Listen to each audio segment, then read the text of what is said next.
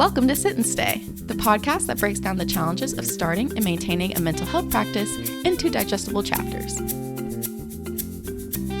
Sit and Stay is presented by RipsyTech, an electronic health record company committed to addressing the mental health crisis in the United States. Welcome back to the Sit and Stay podcast brought to you by RipsyTech. I am one of your hosts, RipsyTech Product Manager Parker Anderson. And as always, I am joined by RipsyTech founder and CEO, Tom Tarshis. Hi, Tom. Hey, Parker. Nice to see you.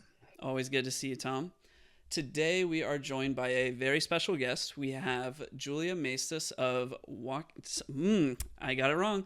Julia Maestas of Walk It Out Therapy. Julia is a licensed marriage and family therapist who received her master's in clinical psychology from Azusa Pacific University. She brings a fresh and invigorating approach to therapy, seamlessly integrating her passion for movement into her practice. So at Walk It Out Therapy, she engages with her clients through walking sessions, utilizing the therapeutic power of movement to enhance her patients' mental well-being. Her method not only uplifts the mood, but also fosters a stronger sense of presence and relaxation, making therapy a more engaging, physically active, and healing experience. We're thrilled to have her share her insights with us today. Welcome, Julia. Thanks. Would you like to write part of my website that needs updating? That sounded great. Sounded fabulous. Thank you for having me.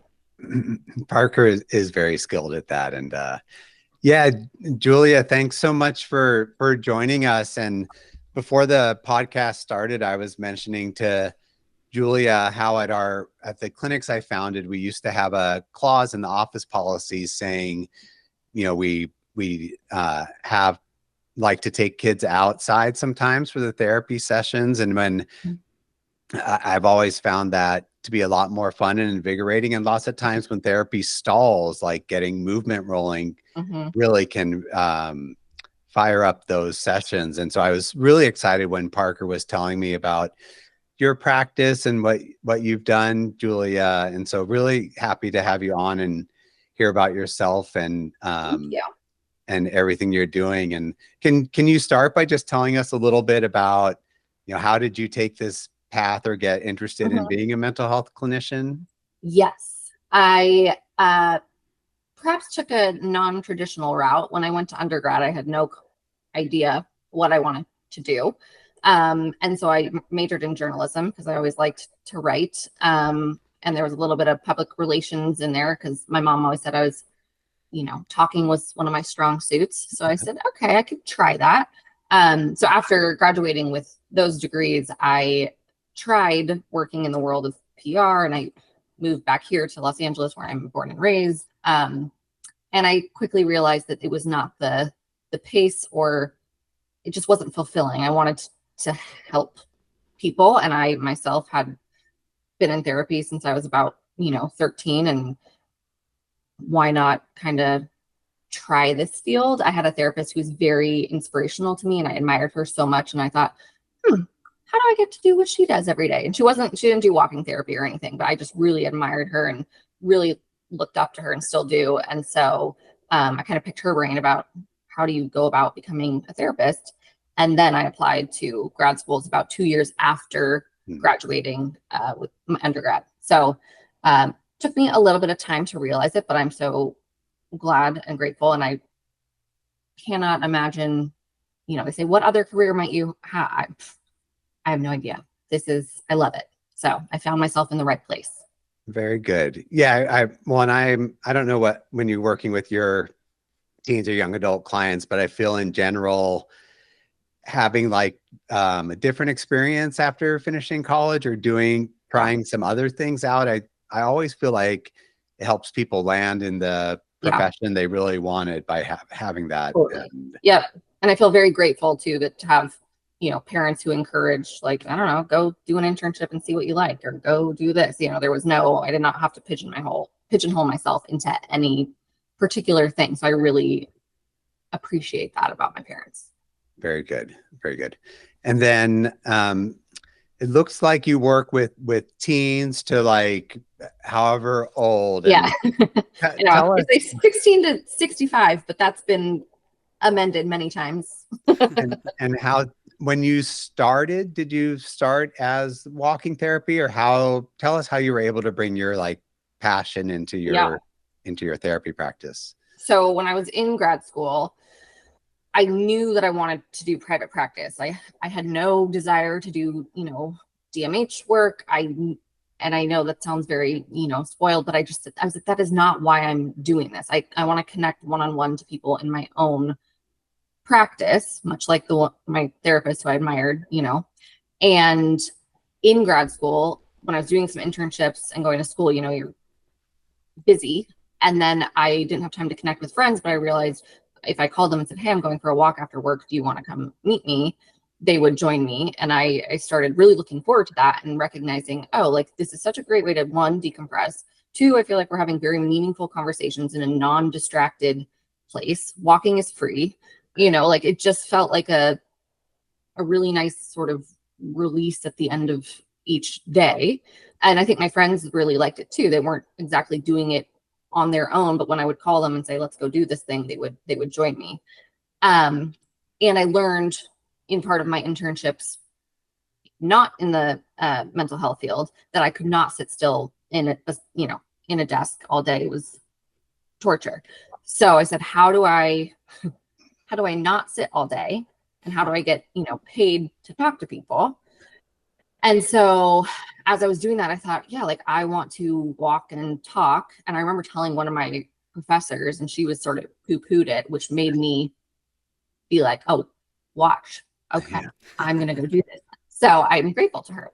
And then I found a supervisor who was very willing to kind of let me do this under his umbrella, but incredibly independent also. And so, I said, I have an idea. It's called Walk It Out Therapy. I want to take my clients outside. And he just said, okay, great. And I'm so grateful to him for allowing me to just sort of start. And that was in 2015. And while I was doing that, I was doing a bunch of other stuff to get all my hours. So it was very slow going at the onset, but I just knew that and I feel very proud of myself that this was pre-COVID when people weren't thinking about getting outside. But I just knew that this was how I worked the best. And so why wouldn't that work for others? And it started more with adults as well. And then it's morphed into me learning that I really enjoyed working with teenagers and that they really benefit from getting the wiggles out and walking and sharing with me rather than staring face to face and being, perhaps intimidated by somebody. So it was kind of just a natural evolution, but I just, when I get an idea in my head, I go with it. Yeah. No. And kudos to you for kind of challenging the system. And I wonder, in training to be a licensed clinician of any type, you get a lot of supervisors that are very rigid, and you also get, they sort of beat fear. There's a lot of fear training in our fields. And I think that even in our policy to take kids outside, it's like, what if they run away? What if they're kidnapped? And it's a little bit of this, statistically not really likely. And if they could, it's not a prison. And so having the courage to just be logical about things and sure, there could be a car chase and we both get hit. Totally. That could happen anyway. So it's nice you found a supervisor who was Yeah. chill enough to not, and not surprised to hear that you would have had another supervisor that, well, that's not the way it's been done for 200 years. So why would you think about that? But, yeah, right. And I hope to emulate him one day, right? I am able to supervise. I haven't stepped into that role too much yet, but I do, I want to take his approach of like encouraging trying things. Very good. Yeah. And then one thing we talk about a lot on the podcast is how in our training backgrounds for therapy, psychology, or medicine, there's very little actually business training. And we like to ask people who've started their own private practice or even joined a group, like, how did you start your practice, and how, did you have a mentor to help with the business pieces? And did you just kind of stumble through it like I did, or what was your story? Yes, and thank you for shedding light on that, because I just, and I, it's been a minute since I've been in school, but I'm like, why don't they teach this business or whatnot as part of this, knowing that, I don't know, 50% of people are going to go on to have a private practice. And, I wouldn't consider myself an entrepreneur, but I guess those lemonade stands when I was 10 years old paid off, because here I am. But yeah, I stumbled through it totally, 100%. I think my supervisor a little bit helped me again. And I would kind of cold email other therapists in private practice around the area and ask to go get coffee and just say, how do I do this? So I got some feedback from them, and then, the good old internet. But man, I mean, I'm still learning, I feel. I was a sole proprietor for a long time, and just in the last 2 years, I'm now an S Corp, and recognizing what all that paperwork entails. Yeah, there are forms that I've never even, heard of. And then getting a tax person. I mean, it's like the whole rigmarole. So thank God for technology, where there are platforms, right, like yours, where it helps streamline things. But it's definitely, and I'm still, like I said, I'm still learning, right? Like bookkeeping and just keeping track of all that, and bank accounts, and it's a lot, and you're not getting, you're not being paid for the time that you're, spending building your business. So that's a thing. But yeah, I'm still learning. I have also family members who are really good at what's it called, Squarespace, so that they help me with my website. And just trying to utilize people who I know who have not done private practice but started their own something or other. But so it's a lot of talking to people, asking a lot of questions. I'm not afraid to ask questions. I always want to know someone else's experience, how they got to do what they got to do. So I'm happy to help anybody else coming up. Not that I'm the expert, but I do know, a few things that I totally messed up. Gotcha. And I'm super interested to ask this follow-up question about, why did you make the jump from sole proprietor to forming your S corporation? Well, I got the advice from my tax guy. Okay. That I was, thank God, like I was successful enough that I could make the jump to help me with my tax breaks or whatever. And again, don't really know. But, and then also actually, another previous therapist that I had runs a really, I don't know if you know Pasadena Trauma Therapy here in Pasadena. Christina Martirosian is amazing.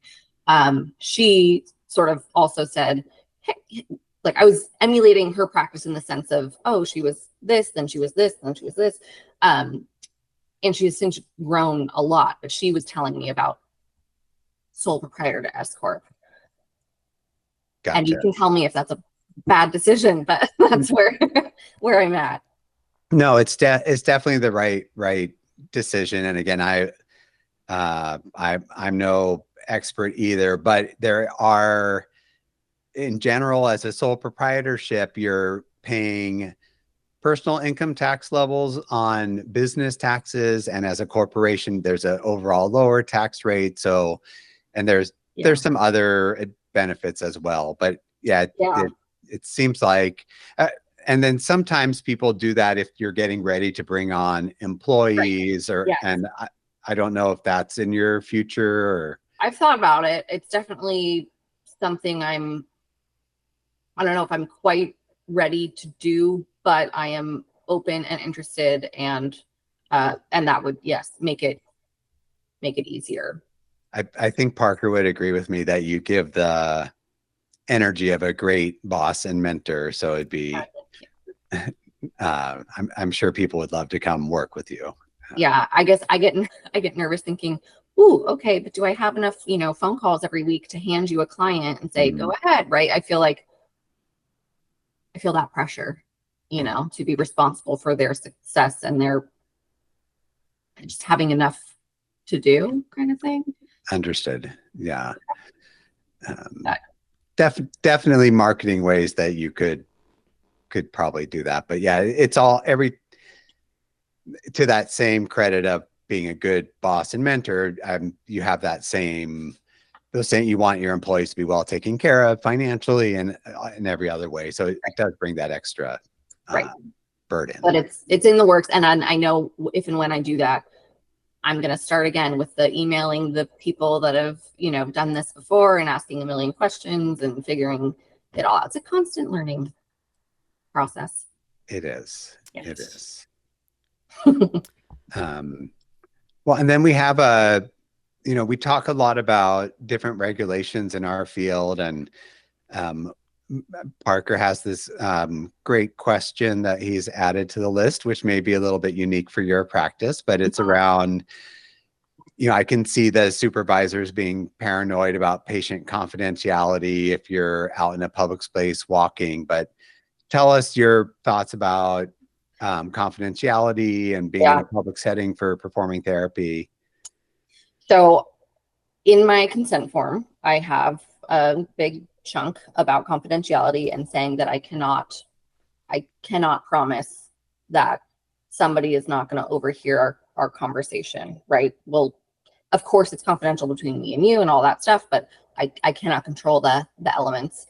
I intentionally pick a location to walk that is a bit less trafficked, and people might be out walking their dogs or whatever, but it's you're really not stopping to chit chat with so-and-so. So it so far has not, and everybody's agreed to it, right? They're like, we understand.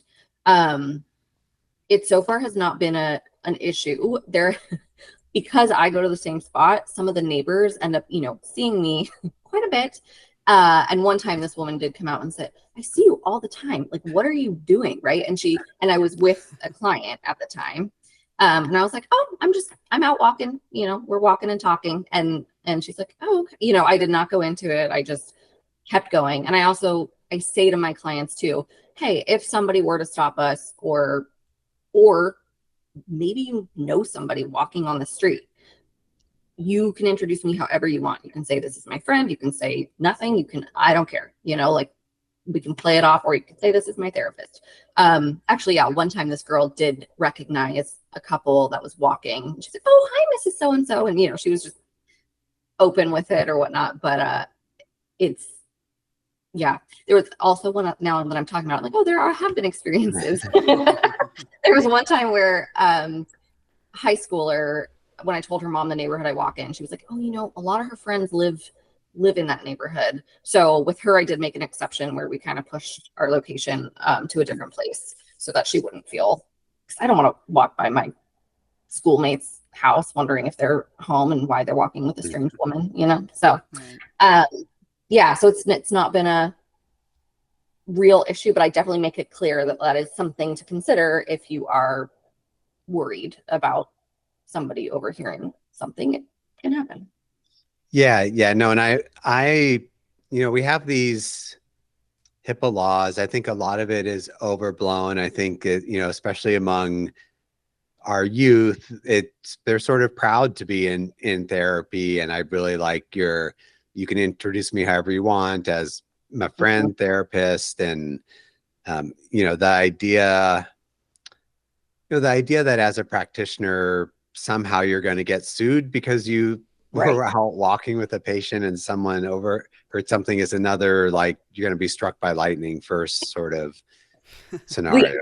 Well, and too, the injury piece of it all, I put a thing in there too that's like, if you roll your ankle, I am not responsible for the sprained ankle that you might endure, or the bee sting, or I'm not part of that. Yeah. Yeah. So there are those things, again, to consider, and nobody's complained. I mean, also, I feel lucky to be in Southern California where I can do this year round. But there have been a few times where we've been caught in torrential downpour. And I use it as an example of, look, we're uncomfortable and we're still moving. We're still here. We're talking, and it's okay to feel uncomfortable and to kind of adapt to things that get thrown at you. And we laugh about it, and we, are stopping wet, and it's a good time. But, or now, right, it's 100 degrees outside. So I try and, push my walkers earlier or later in the day. And encourage them to bring water, but again, beyond my control. And luckily everybody's been chill with it. Very good. Do you have a combination of patients that you do take on walks and those that you don't?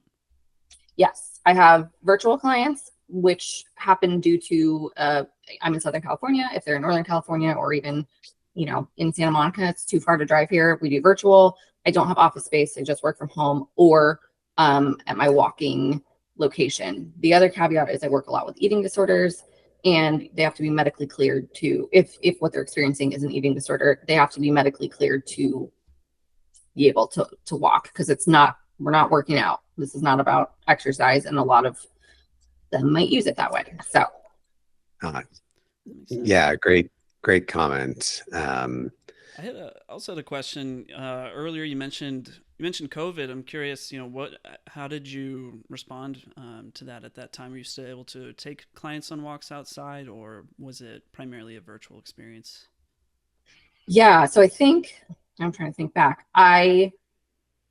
That first kind of couple months where everyone was just freaked out. I think it was just virtual. That's when I let go of some office space and I said, oh, don't really need it. And then I think we moved outside to walking with masks on, and also just kind of feeling, checking the temperature of like, how do you feel about this? How do you feel about this?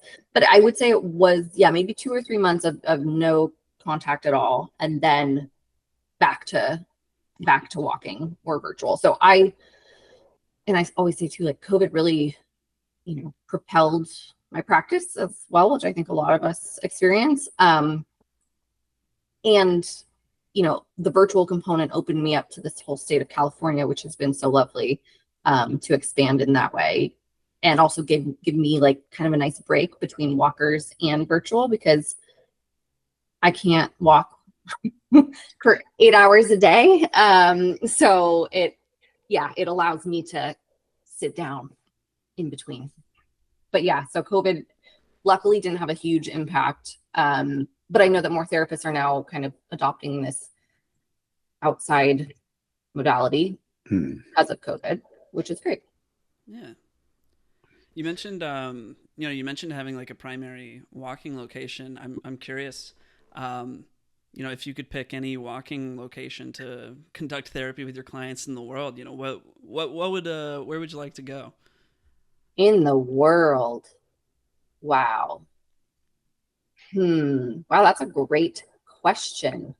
Because I'm considering, right, like how populated is it?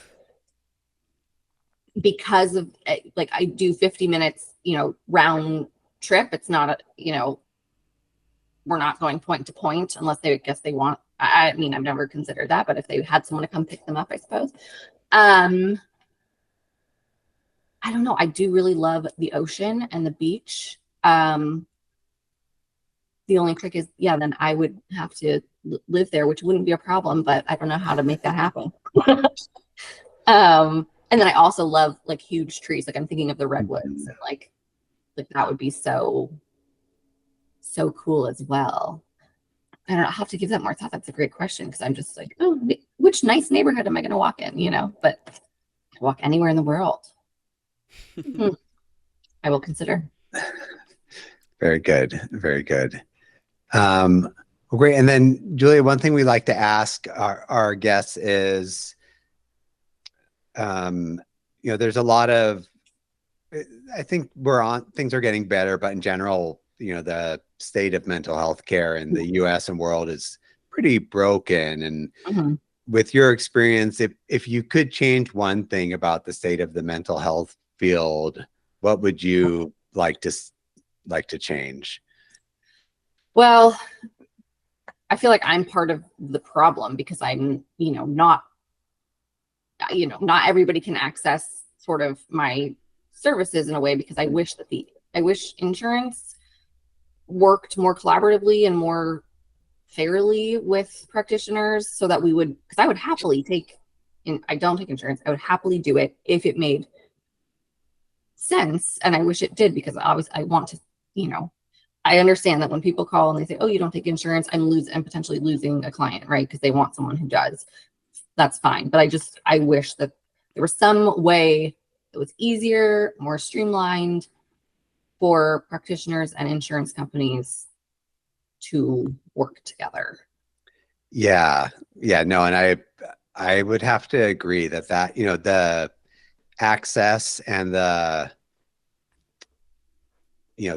and we talk about this a lot on some of our other podcasts. There's two big problems with insurance companies. One is they tend to not reimburse properly. Right.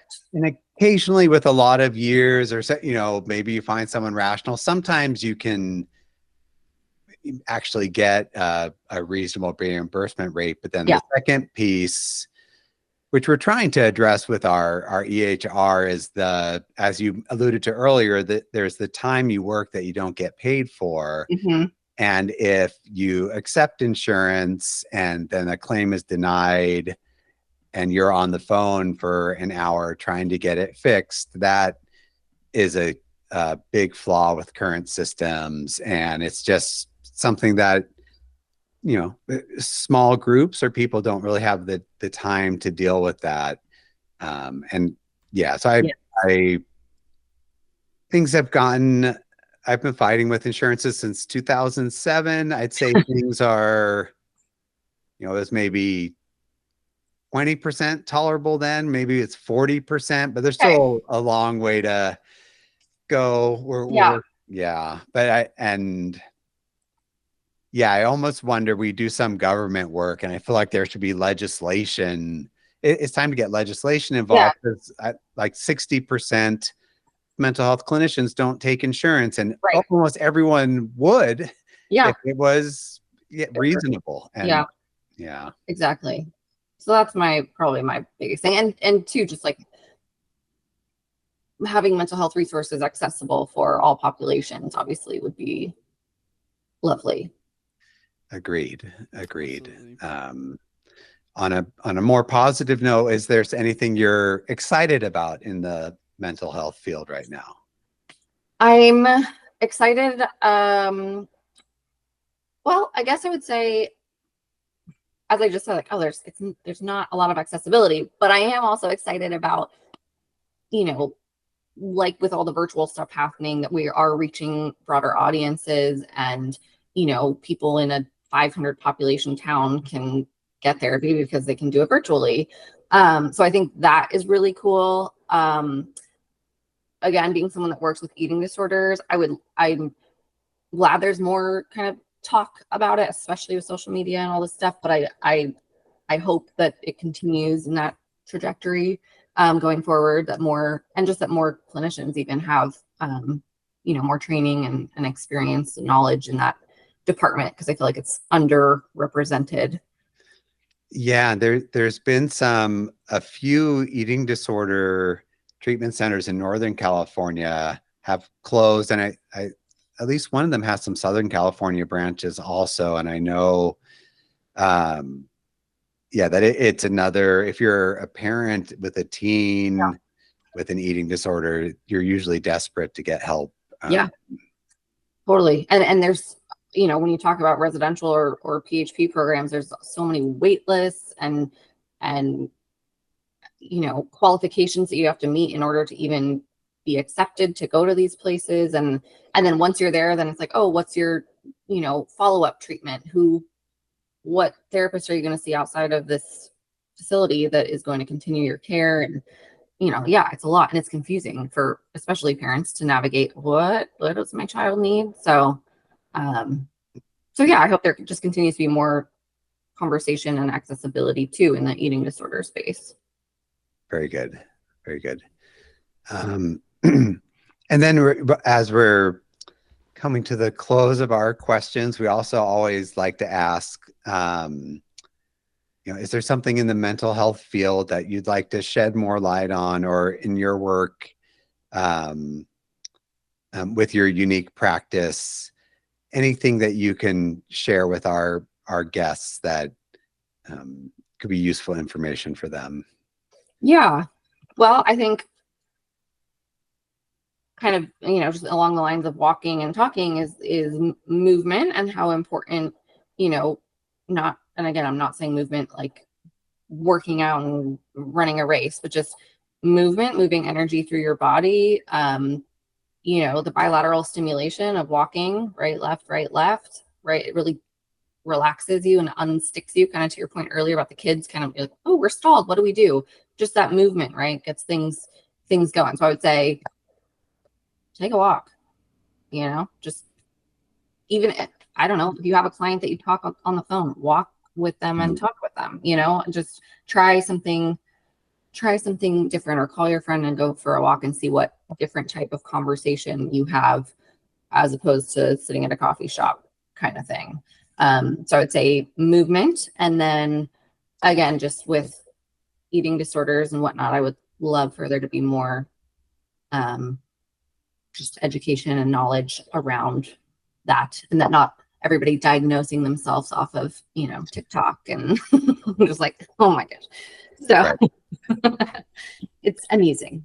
But yeah, overall, just, movement as such a means of calming your nervous system and regulating. And it's a simple, again, free way to just kind of check in with yourself.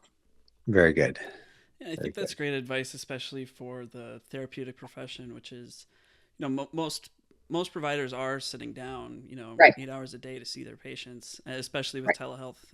Might be the same deal. So, I think that's great advice. I mean, even the name of our podcast is Sit and Stay, because that's kind of what you do when you see a therapist. But I would encourage anybody listening right now, maybe stand and leave instead right now. Yeah. Go outside. You totally got it. Sit and stay for a little bit, and then get up and go for a little bit as well. That's funny. Good comment, Parker. Although we're playing on our dog mascot a little bit. I know. I heard that was your doggy. That's so cute. But actually, probably, hope most people are probably maybe active if they're listening to the podcast, or we'd like to think that. Yeah, that's true. I mean, I listen to a lot of podcasts.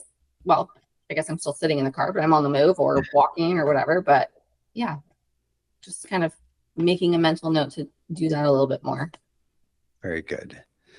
Well, Julia, I love so much what you're doing, and I can't thank you enough for your time to be a guest. And if you are interested in taking those next steps with employees, or have questions about marketing or anything like that, happy to share whatever knowledge I've accumulated over these years. And I could see what you're doing being really big, and I would love to see we're cracking the edge on some research in the area of exercise and therapy. There's a lot being done with yoga, but just I don't know if there's any studies on just outcomes with walking with your patients. And logically, I'm sure it is getting patients better faster. So yes, I'll definitely take you up on that and pick your brain when I'm ready to expand. Very good. Excellent. And thank you for having me. Yeah. So where can the listeners find you if they'd like to learn more about you? They can find me through my website, walkitouttherapy.com. And then on there, you can send me a contact form and let me know if you're interested for therapy, or just if you're a practitioner wanting to know a little bit more. And we can go from there. Excellent. Very good. Well, Julia, it's been great having you. And thank you, listeners, for joining us on this week's episode of the Sit and Stay podcast, brought to you by RipsyTech. If you have any questions you'd like to submit to our audience Q&A, or are interested in featuring as a guest on the show, send us an email at sitandstay@ripsytech.com. All right. It's been great. Awesome. See you both later. Bye. Bye.